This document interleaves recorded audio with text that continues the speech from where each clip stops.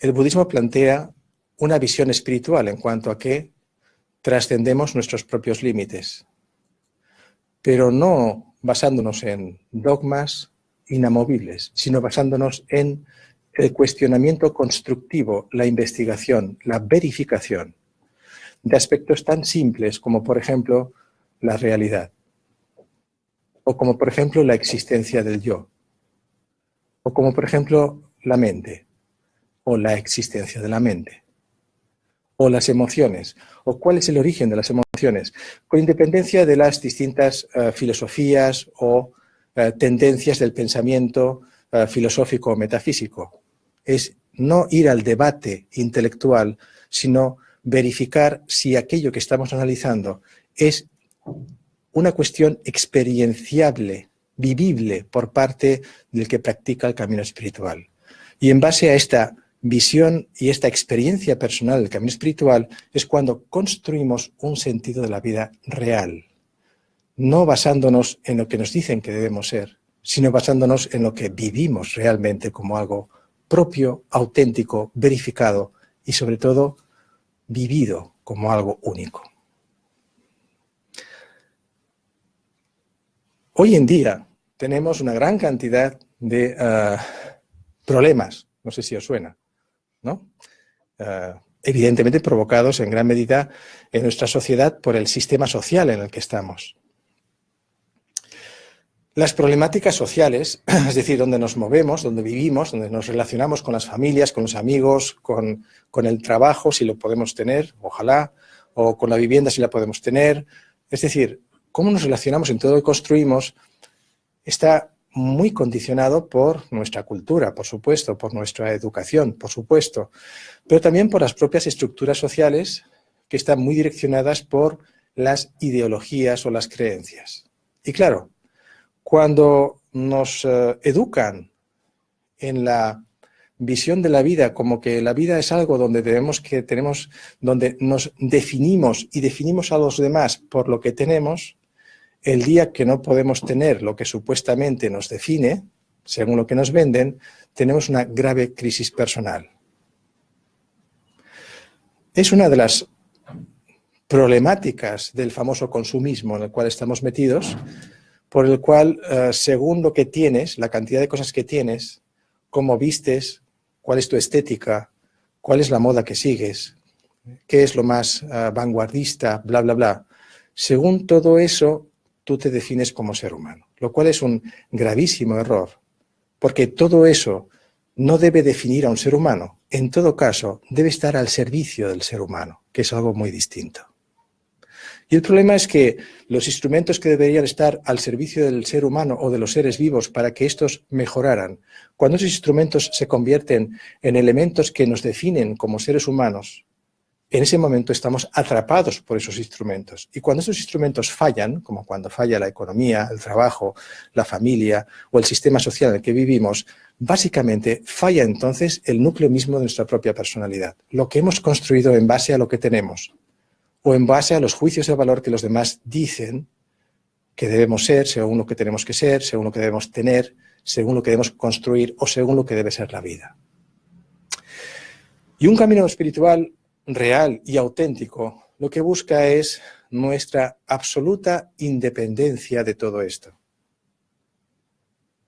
Pero no está buscando la independencia de todo esto en base a una especie de guerra contra lo social, de guerra contra todo, de guerra contra el consumismo, de guerra contra todas las cosas. No lo hace en plan, me voy a enfrentar a esto, voy a crear un conflicto más, porque entonces eso, más que un camino espiritual, es un camino que todavía alimenta más todo este mare magnum que os estoy comentando del sistema social basado en ideologías, en emociones que perturban nuestro estado mental. Sino que el camino espiritual lo que busca es trascender nuestros propios límites y para eso trascendemos las dependencias de todos estos factores externos que intentan siempre manipularnos y que intentan siempre definirnos qué somos y qué es la vida. Y en ese sentido, entonces, un camino espiritual es algo muy útil. No es algo alejado de nosotros, no es algo que suena a metafísico, efímero, etéreo, intangible, todo lo contrario. Un camino espiritual es algo muy preciso, muy claro, muy práctico y muy pegado a lo que es nuestra vida, porque al final de ese camino trascendente acabaremos construyendo un nuevo sentido de la vida, o al menos un sentido de la vida mucho más auténtico de lo que hasta ahora hemos estado viviendo.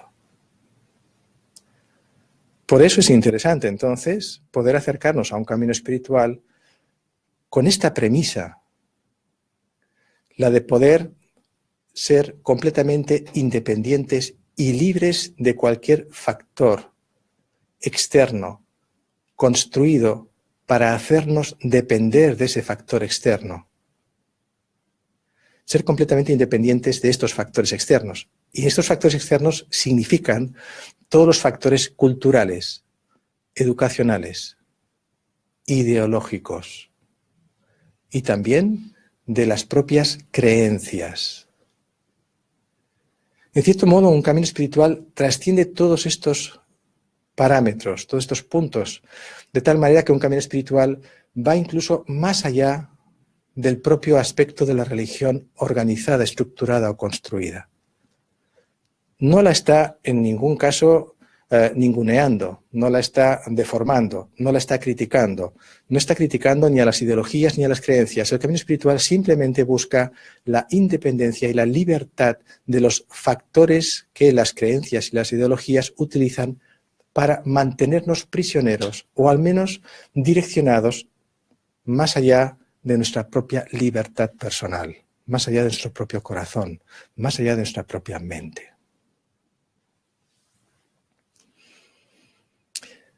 ¿Por qué creéis que deberíamos entonces practicar un camino espiritual? Para ser libres. Y no estoy hablando de la libertad legal, ¿verdad? O de la libertad social. Hablo de una libertad mucho más profunda y mucho más fundamental, que es la libertad de nuestra propia mente. La libertad que surge de poder desactivar las emociones que nos perturban, como el odio, la rabia, la envidia, el orgullo. No estoy hablando de temas simplemente éticos o morales. Estoy hablando de emociones presentes en nuestras vidas que muchas veces modulan nuestras experiencias y nos hacen entrar en auténticos conflictos que nos desvinculan de la esencia de nuestro corazón, de nuestra propia mente. Hablo de esto. Si pudiéramos comprender el origen de las emociones que nos perturban, si pudiéramos reflexionar cómo funciona el mecanismo de las emociones que nos perturban y cómo éstas nos desenchufan o desligan de la esencia de nuestro corazón. Eso mismo, esa forma de poder investigar y poder verificar, nos ayudaría mucho a trascender los límites de nuestro ego y los límites también de los sistemas de control social, sean de ideologías o de creencias. Pero tenemos que decidir hacerlo. Tenemos que tomar la decisión para hacerlo. Fijaos que estoy hablando no de tomar la decisión de seguir un camino religioso. Estoy hablando de tomar la decisión de seguir un camino espiritual, aquello que trasciende al propio camino. Importante. Si yo me inclino por un camino espiritual determinado, que además tiene una conexión con el budismo, el taoísmo, el shintoísmo, como queráis, da igual, cualquier ismo, y en esta vinculación veo que ese ismo acaba creando una especie de dependencia que no me permite liberarme ni siquiera de ese ismo. Ahí ya no tengo un camino espiritual, ahí tengo una reproducción en el ámbito espiritual de un mecanismo materialista. A eso se le llama materialismo espiritual. Y no me interesa en absoluto seguir en el materialismo espiritual. No me interesa en absoluto ir al supermercado espiritual a comprar cualquier tipo de ismo, de filosofía o de metafísica y hacer una especie de cóctel a ver cuál es el mejor cóctel según mi criterio, el cual es muy pobre y está poco cultivado, aunque pensemos que somos muy listos y muy cultos. Y con eso entonces pretender ya vivir una espiritualidad encima personal. Me la he montado yo. ¿Por qué? Porque soy libre. ¿Ah? ¿Eres realmente libre? Tenemos la libertad de las emociones perturbadoras, del pensamiento discursivo. Hemos conectado nuestro corazón, hemos comprendido profundamente las tradiciones espirituales para poder hacer una especie de sincretismo extraordinario, esencial de todo ello, que nos haga auténticamente libres y que además permita compartir esa libertad con todos los seres. Lo veo difícil. Quizás eso esté al alcance de muy pocos seres humanos que tengan una capacidad extraordinaria. En el ámbito del budismo se llamaría una capacidad y un karma con consecuencias extraordinariamente positivas, gracias a las cuales esa persona puede conseguir algo tan elevado y tan profundo. Me temo que el resto de los mortales muchas veces caemos en el simple sincretismo, en la simple combinación de distintos tipos de tradiciones, pensando que en el uso de mi propia libertad, autoengaño, voy a montar una especie de cóctel con lo mejor de cada una y con eso ya voy a hacer mi propia vida. Autoengaño. El sincretismo, la mezcla de métodos de distintas tradiciones, muchas veces causa más problemas que no un auténtico desarrollo en el camino espiritual. Algo que últimamente se está viendo mucho en las tendencias, voy a llamar, de las nuevas filosofías, ¿no? O las nuevas tendencias New Age, que hay muchas por el momento, ¿no? Cada día te aparecen nuevas, a cual más espeluznantemente difícil de comprender, ¿no? Pero venden muy bien. Y cuando de repente haces mención a una tradición de unos 2500 años, pues se suele pensar que eso es algo viejo, anticuado y además muy poco actualizado. Grave error. Algo que tiene 2000, 2500 años o 3000 años, me da igual.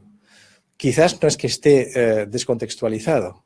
Quizás nuestro juicio de valor y nuestro prejuicio y nuestra no distinción entre un camino espiritual y una estructura religiosa nos lleva a pensar que eso ya no es para mí, eso es muy antiguo, eso ya está pasado de moda o tengo ciertas manías hacia eso.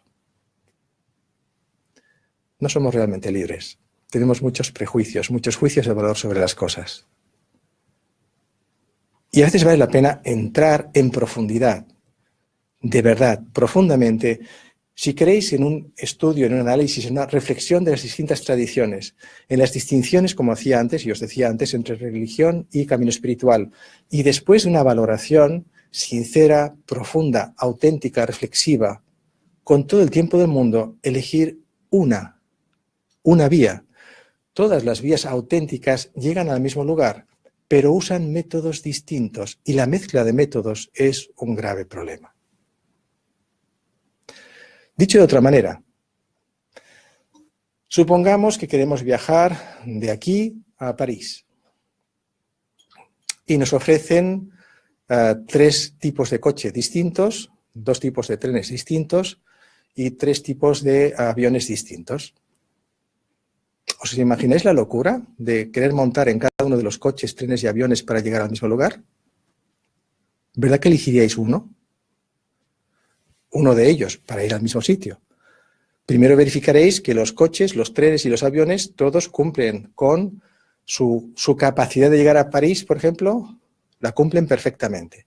Y ahora que ya habéis visto los distintos vehículos que hay, elegiréis uno normal, donde os montaréis y viajaréis hasta París. Más o menos algo parecido. Elegimos uno y llegamos al lugar. Lo cual no significa que no valoremos que existen otros medios para llegar a ese mismo lugar. Los respetaremos porque permiten esos otros medios a otras personas que los eligen llegar a ese lugar. Pero dentro de ese respeto seguiremos comprometidos con un camino que es el que hemos elegido.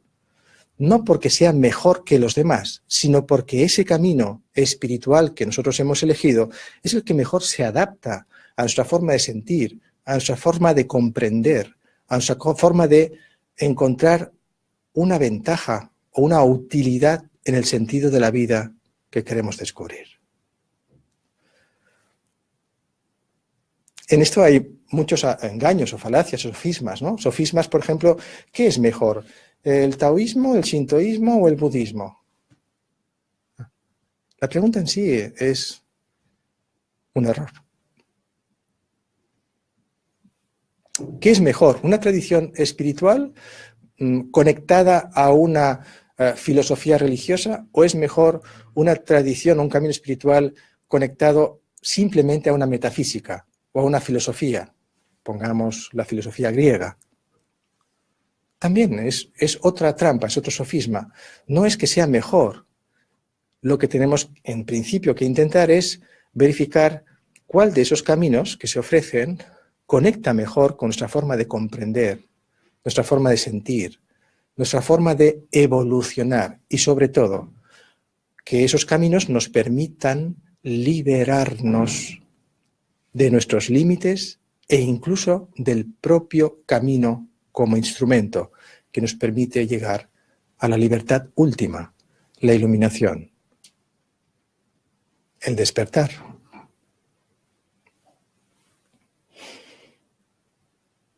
¿Por qué deberíamos practicar un camino espiritual hoy en día?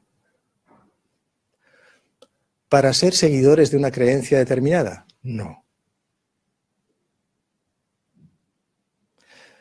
Para decir, en mi caso, soy budista, y quedarme tan ancho con la expresión soy budista, no. Para militar, como si fuera un militante de un partido político, para militar en una creencia que me dé seguridad y autoestima, muy pobre. ¿Para qué hoy en día deberíamos o podríamos practicar un camino espiritual? Para ser realmente libres, para tener un auténtico criterio, para tener la capacidad de vivir y con nuestra vida modificar algo profundamente de lo que pasa a nuestro alrededor. Eso da miedo. Porque hay sistemas sociales a los cuales no les interesa en absoluto que tengamos mejor y mayor criterio, que seamos capaces de pensar por nosotros mismos y que tengamos la capacidad de elegir si queremos o no participar en cualquiera de las ofertas que constantemente nos lanzan para que estemos integrados en el mecanismo de la sociedad actual, el cual está creando, por cierto, mucho sufrimiento a muchos seres. Y solo por eso deberíamos intentar liberarnos. No como un acto personal egoísta, sino además como un acto personal donde la empatía y donde la capacidad de poder también transmitir eso a otros seres sea parte también de ese propio camino espiritual, de esa transformación espiritual. Esto en el budismo, en el Dharma, se le llama entonces generar la compasión, el amor y la compasión profundos hacia todos los seres. No el amor humano convencional, que no es criticable, es extremadamente necesario y bueno, al igual que la compasión humana convencional, es extremadamente buena y muy recomendable, sobre todo hoy en día. Me refiero al amor y la compasión profundos, más allá del ámbito de los seres con los que tenemos una especial conexión. El amor y la compasión que implica a todos los seres sin excepción. A nosotros mismos, por supuesto. A los que nos caen muy bien, con los que tenemos unas buenas relaciones, también. A los que nos son indiferentes, también. E incluso a aquellos que no tienen aparentemente ningún mérito para ser amados o tener compasión por ellos, también.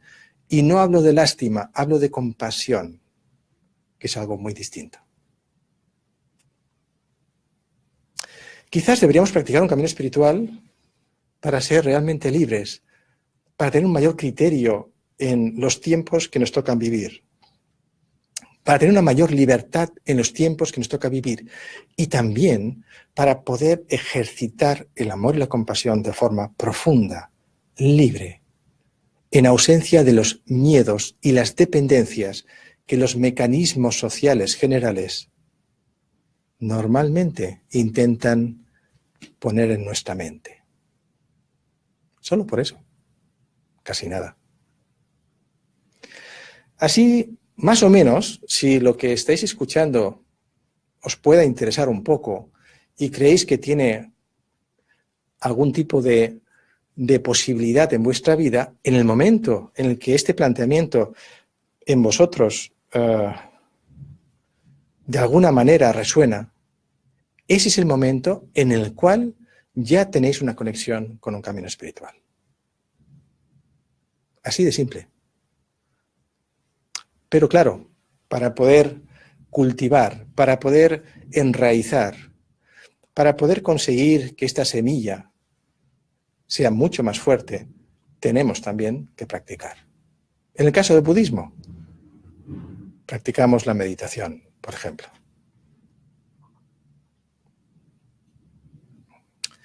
Pero cuidado, no estoy hablando de la venta de la meditación, no estoy hablando de la meditación como un sistema de marketing especialmente alejado de lo religioso, porque eso hay demasiado prejuicio, y vendible a un determinado precio para que todos estemos tranquilos y menos estresados. No hablo de ese producto. Estoy hablando de la auténtica meditación, que no tiene que ver con un producto de marketing. Y la auténtica meditación, por cierto, a la auténtica meditación le es completamente irrelevante lo religioso o lo no religioso. Simplemente es un método extraordinario para llegar a conocernos esencialmente en nuestro estado mental original y poder ser auténticamente libres. Existen muchos enfoques y métodos de meditación, aunque básicamente todos los sistemas de meditación en el mundo coinciden en unos parámetros determinados. Y en ese sentido sí que vale la pena también investigar y sobre todo reflexionar y ante todo practicar.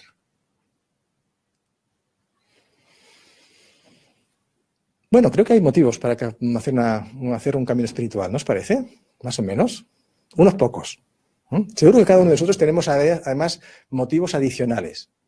Pero bueno, estos motivos en concreto, el de ser más libres y el de originar un amor y compasión mucho más profundos y estables y amplios hacia todos los seres, creo que sería extraordinariamente beneficioso hoy en día en nuestras vidas y en las vidas de todos los seres vivos con los que nos relacionamos.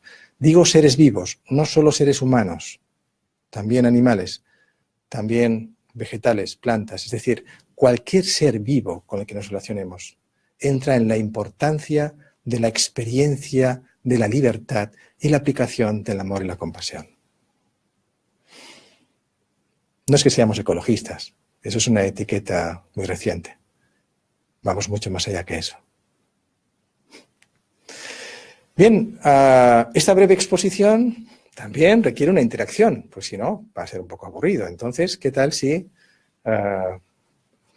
podéis preguntar, si tenéis algún comentario o pregunta a realizar? Y también desde Internet, bueno, si hay alguna pregunta que haya llegado, también poder contestarla en directo, que es un poco la idea de estas videoconferencias. Así que ahí está la posibilidad de preguntar lo que creáis oportuno, si queréis. Unos cuantos cientos y miles de personas que están por allá. Levantan la mano unos 100 o 200, es muy difícil. Sí. ¿Cómo desarrollar la bodhicitta? Porque parece que es la base. Si ya tuvieras bodhicitta ya no le hace falta de nada, parece ser. Entonces, cuando la motivación, sobre todo cuando uno se acerca al budismo, es más bien para solucionar la compasión por uno mismo, más que toda la compasión por los demás. ¿Cómo desarrollar esta compasión por la bodhicitta? Bueno, bodhicitta es un término budista que tiene que ver, más o menos con la traducción sería como generar la mente iluminada, ¿no? Entonces, para todos en general podríamos hablar quizás más de compasión, en principio. La bodhicitta se compone además de dos factores, sabiduría y compasión, con una aspiración concreta, y es que todos los seres, como digo, lleguen a la completa iluminación. En el ámbito budista, la iluminación es la liberación absoluta del sufrimiento y las causas del sufrimiento, lo cual no significa la inhibición del sufrimiento y sus causas, ni tampoco significa mirar para otro lado para no sufrir. Significa la superación y eliminación absoluta del sufrimiento y sus causas, y no me refiero al aspecto físico solo, sino también al aspecto de la mente. La mente en su estado alterado o en su estado egoico, en cierto modo. La iluminación tiene que ver con ese estado de la mente libre, absolutamente, de cualquier egoísmo o egocentrismo. Lo cual, es importante, no significa un estado ausente de la realidad. El ser iluminado, por ejemplo, está también pegadito a nosotros, a la tierra, a lo que nos ocurre, a lo que sucede. Pero su visión de la vida está libre de dukkha o sufrimiento, de la insatisfacción, que es la que muchas veces mueve muchos de nuestros deseos, de nuestros anhelos. Claro, cuando deseamos algo y no lo conseguimos, tenemos muchas frustraciones. Y las frustraciones nos llevan a veces a estados de ira o a estados de depresión. Y todos estos factores son los que construyen las emociones perturbadoras. La compasión en sí es como un antídoto ante todo esto. La compasión te lleva a tener la atención puesta en los demás, más que la atención puesta en nosotros, sin despreciar el nosotros. Cuidado con esto. La compasión, entonces, el factor de la compasión importante en el budismo, especialmente en la práctica del Dharma, es que estamos teniendo una conexión de empatía inicial con todos los seres, no con los que queremos nosotros particularmente, sino con un factor añadido de ecuanimidad. La ecuanimidad es un factor que se añade a la compasión, para que esta compasión no se quede solo en el ámbito de quienes nos interesa, sino que además sea extensible a cualquier ser que tenga emociones, sentimientos o que tenga vida. Este factor de ecuanimidad a veces, o muchas veces, se confunde con indiferencia. Y no tiene nada que ver la ecuanimidad con la indiferencia. La indiferencia, precisamente, nos aleja de los demás seres, nos aleja a nosotros de la conexión empática. Donde hay indiferencia no hay empatía. Donde hay compasión junto con ecuanimidad hay una empatía, pero esta empatía es hacia todos los seres, no solo los que nos interesan, no solo los que nos benefician, no solo los que nos ayudan, hacia todos los seres. Este factor de empatía es lo que nos aleja de la simple indiferencia. La cuestión es que la ecuanimidad no es indiferencia si el factor compasión está activo. La ecuanimidad sin el factor compasión nos lleva entonces poco a poco a la indiferencia. Por eso es importante la práctica de esta empatía inicial como primer paso hacia la compasión profunda. ¿Cómo podemos practicar la compasión? Originando una mayor empatía hacia los demás, seres vivientes, cualquier ser viviente. ¿Cómo podemos hacerlo? También generando una mayor empatía hacia nosotros. Fijaos en el factor. Hay personas que se dedican tanto a los demás, tanto, que se olvidan completamente de sí mismas. Con lo cual, crean un problema, porque llega un momento en el cual ayudan a los demás hasta donde pueden y cuando ya no pueden más, no pueden ayudar más, ya no pueden ayudar a los demás ni tampoco se pueden ayudar a sí mismos porque ya no tienen medios, ni salud, ni capacidad para poder hacer más por los demás. Aquí hay una especie de interpretación extraña sobre lo que es el factor, por ejemplo, de compasión mal interpretada. Nosotros tenemos que tener, por supuesto, compasión por los seres, pero también tiene que ser una compasión donde tengamos la sabiduría para determinar hasta dónde nos podemos dar a los demás sin perjudicarnos a nosotros. Y este equilibrio es muy importante. Hay personas, por ejemplo, que con el argumento de no me quiero perjudicar a mí, por lo tanto no ayudo a los demás, caen en el otro extremo. ¿Veis? No, yo no voy a ayudar a nadie ni voy a ser empático con nadie porque entonces, si lo hago, en ese momento yo me voy a quedar sin capacidades, flojo, no tengo ganas, bla, bla, bla. Ese es el otro extremo. El extremo de lo siguiente. Yo voy a ayudar a los demás hasta donde pueda y cuando ya no puedo más, ya ahí me quedé. Ya no puedo más, ya estoy exhausto, ya no puedo hacer nada.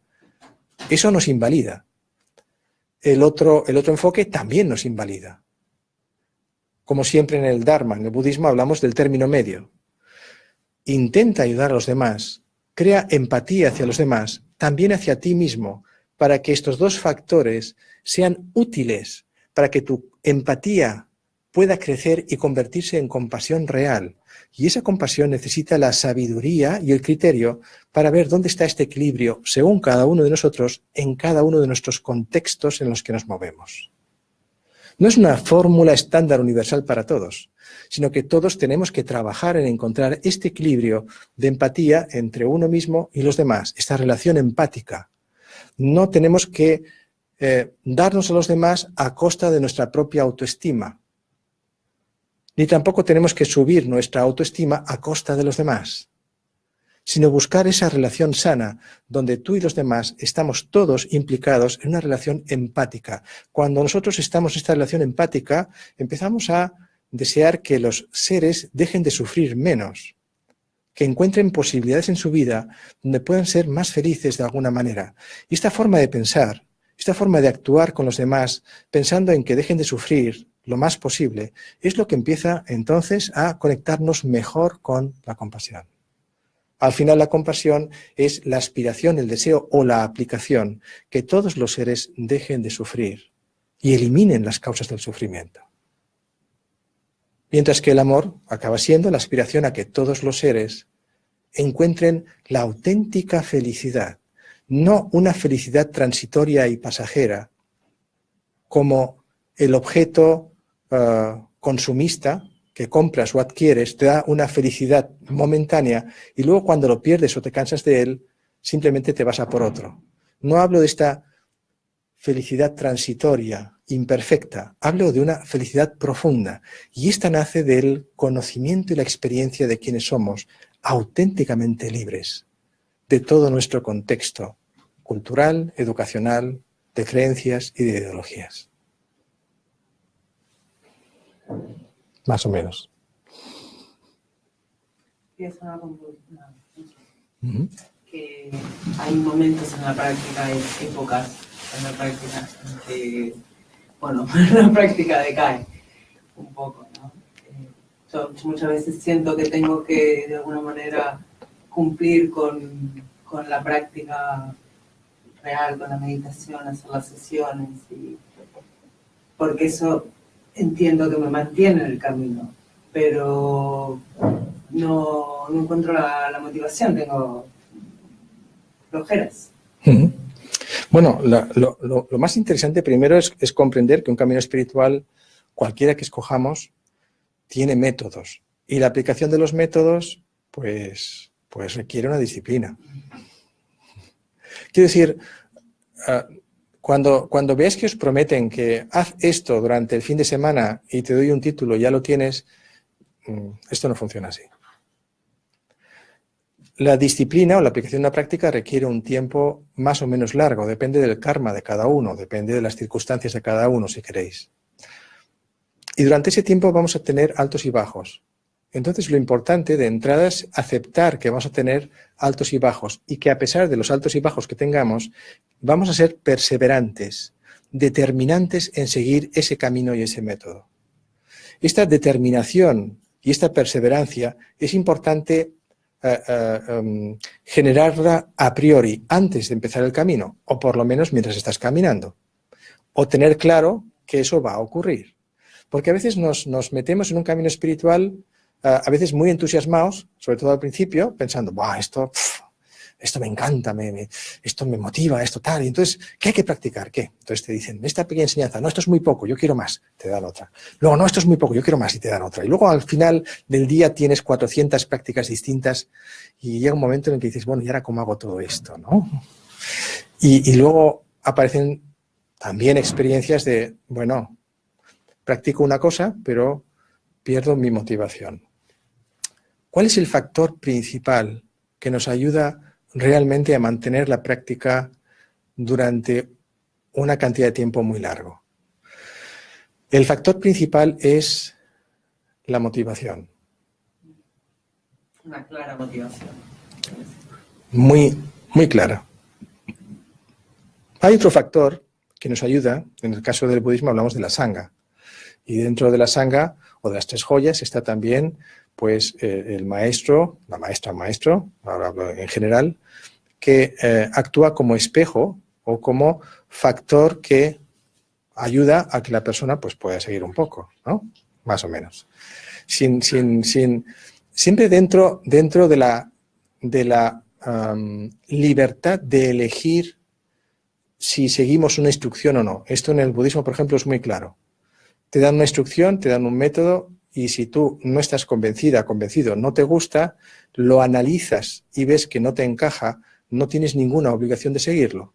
Afortunadamente, como mínimo hay 84.000 métodos distintos en el Dharma, por lo cual podemos elegir bastantes más para que se adapte alguno de ellos a nuestra forma de pensar, de ser o a el momento en el cual estamos viviendo, que también eso hace que tengamos un tipo de práctica u otro. Pero determinar el motivo es extremadamente importante. Si estoy practicando un camino espiritual solo porque satisface a mi ego,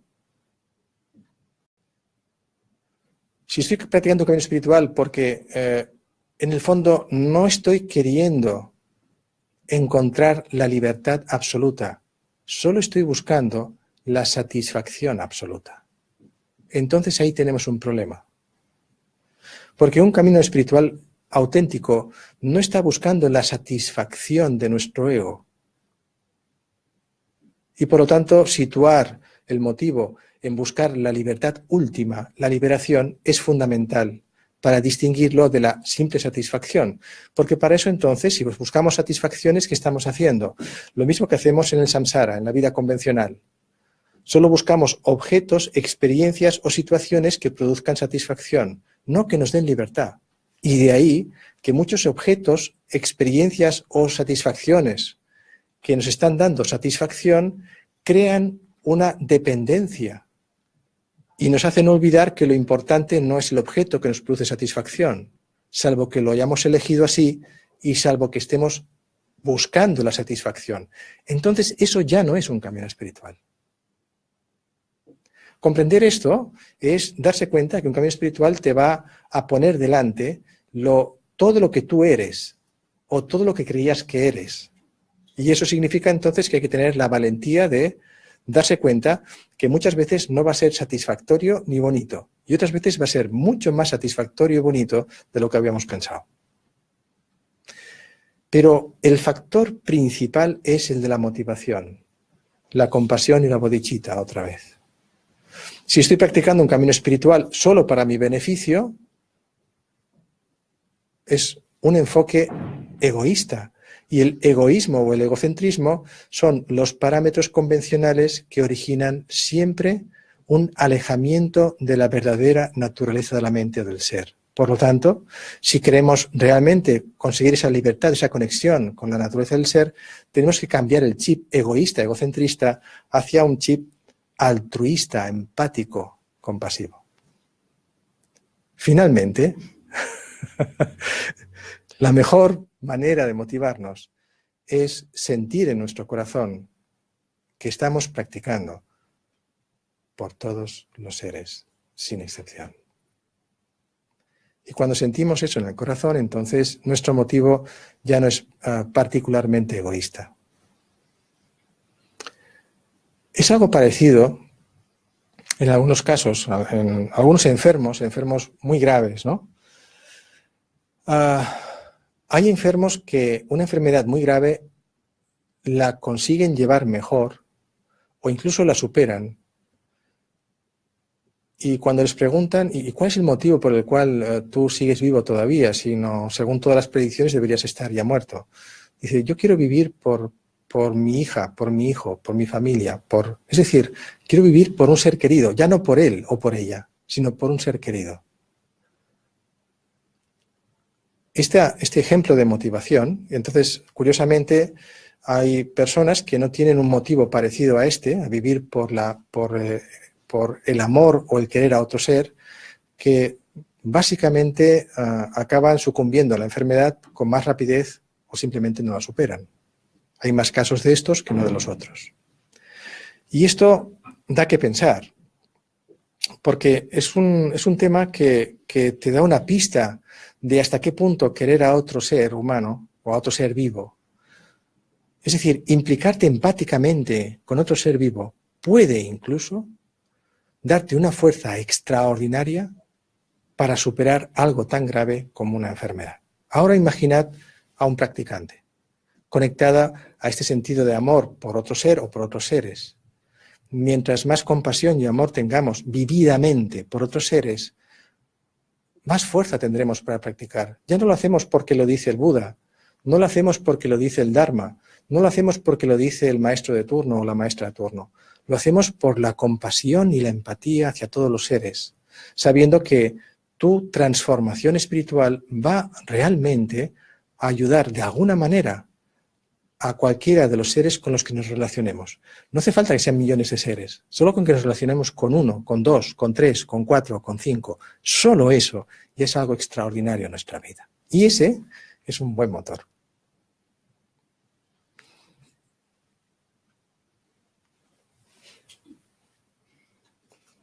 ¿Alguna pregunta más por aquí? Yo. Aquí en el chat aparece alguna todavía, ¿no? Ok, sí. Bien, eso que acabas de explicar puede tener como una pequeña trampa egocentrista, en el sentido de que de alguna manera al ego, porque así nos enseñaron, se siente bien, porque se siente quizás más valorado o más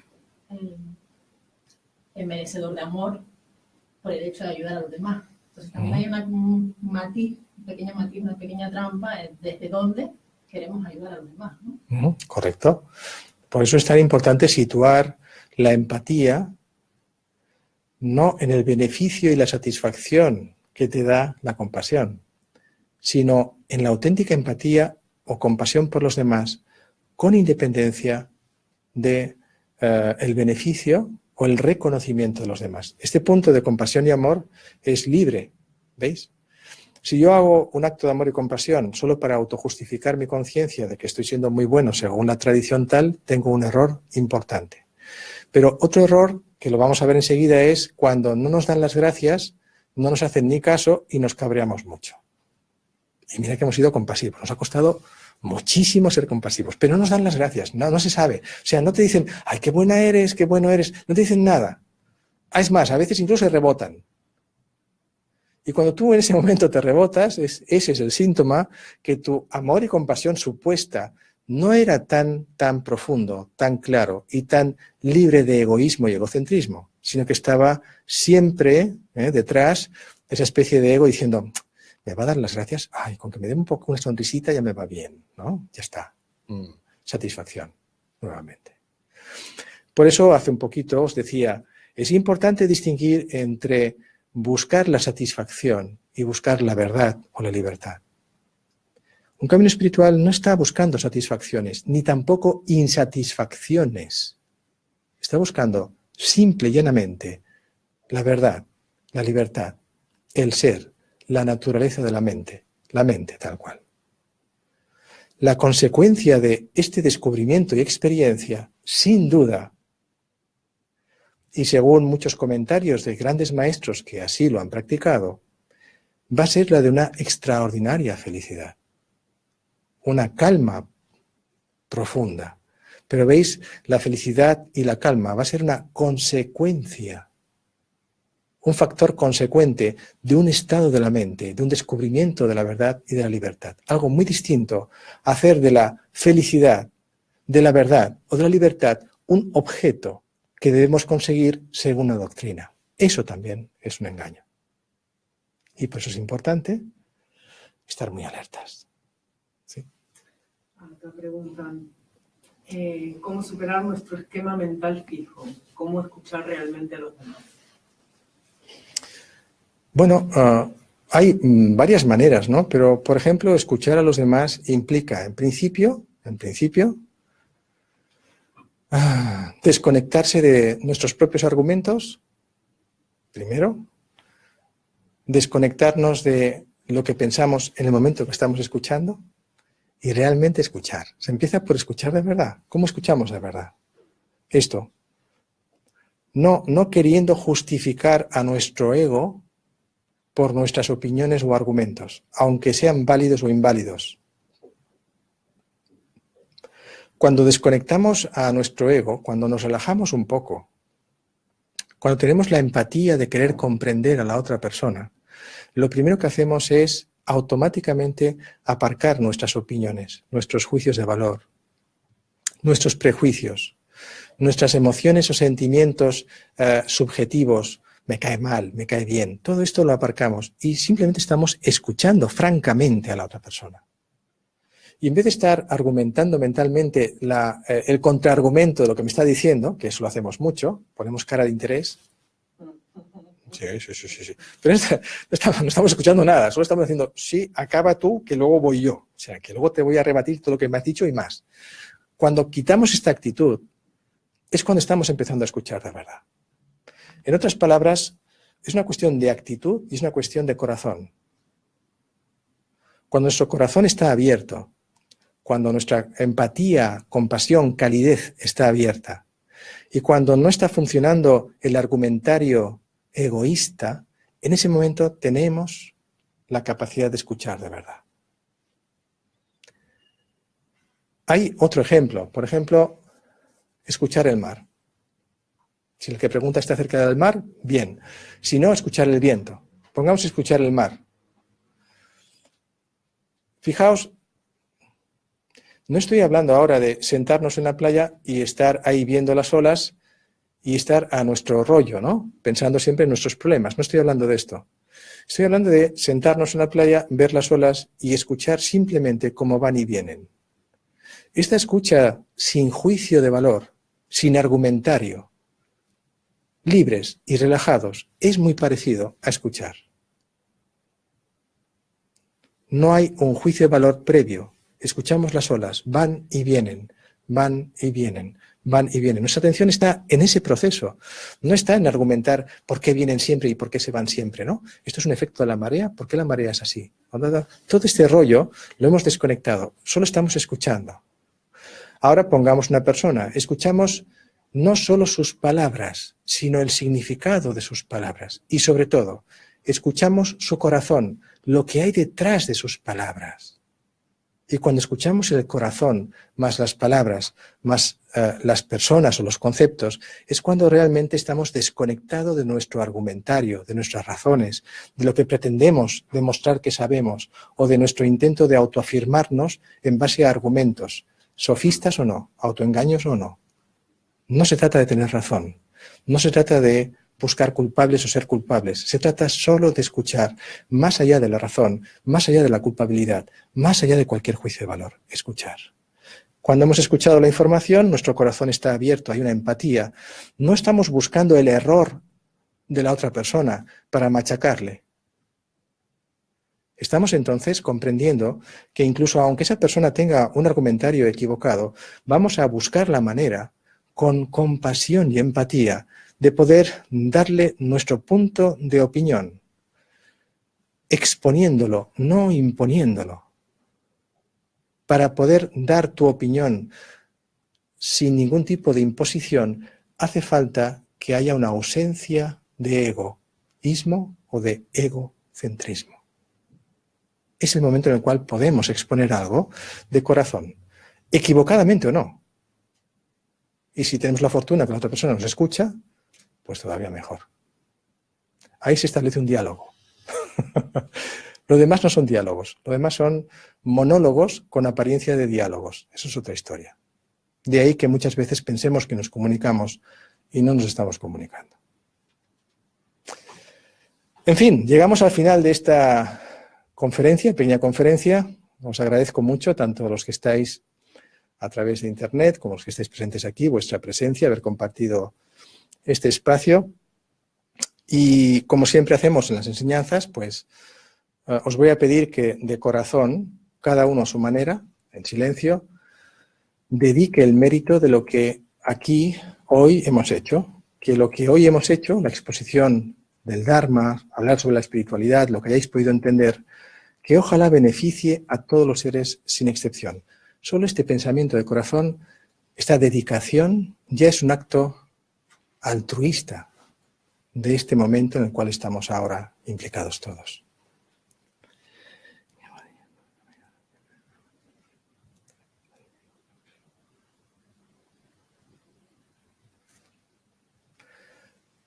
Gracias de nuevo por estar aquí y nos vemos la próxima vez si queréis. Gracias.